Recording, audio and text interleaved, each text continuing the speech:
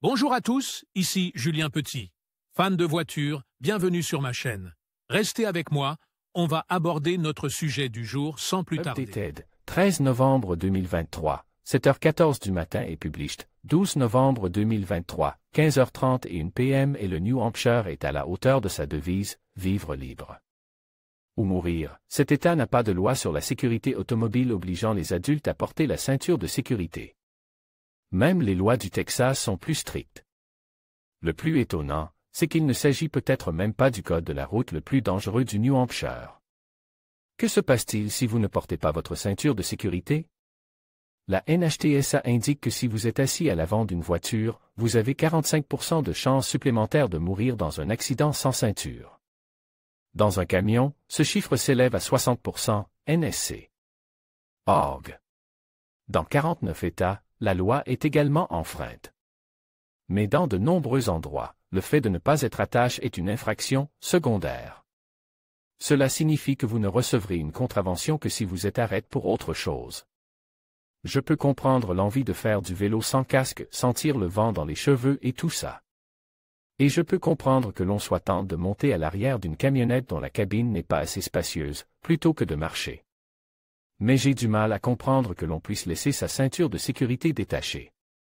Prendre 2 secondes pour boucler sa ceinture pourrait vous éviter des blessures horribles et invalidantes, voire pire. Recevrez-vous une contravention si vous ne portez pas votre ceinture de sécurité? Cela dépend entièrement de l'endroit où vous conduisez et de votre âge. Si vous vivez dans un État où le fait de ne pas boucler sa ceinture de sécurité est une infraction primaire, un agent de police peut vous arrêter et vous donner une contravention pour ne pas avoir bouclé votre ceinture de sécurité. Si vous vivez dans un État où le fait de ne pas attacher sa ceinture de sécurité est une infraction secondaire, vous ne serez pas arrêté pour avoir ignoré votre ceinture de sécurité. Mais si vous êtes arrêté pour excès de vitesse, pour avoir grillé un feu rouge ou même pour avoir grillé un feu arrière, un agent de police peut également vous verbaliser sans votre ceinture de sécurité. Gardez à l'esprit qu'il s'agisse d'une infraction primaire ou secondaire, si vous ne portez pas votre ceinture de sécurité au moment de l'accident, votre compagnie d'assurance risque de ne pas payer autant pour couvrir vos blessures. Bien sûr, il y a une exception. Si vous êtes adulte, vous êtes légalement autorisé à conduire ou à rouler sans ceinture de sécurité dans le New Hampshire. Que signifie l'expression « vivre libre ou mourir » ? Cette expression a été popularisée par John Stark, général du New Hampshire pendant la guerre d'indépendance. Il ajoute « La mort n'est pas le pire de tous les maux ».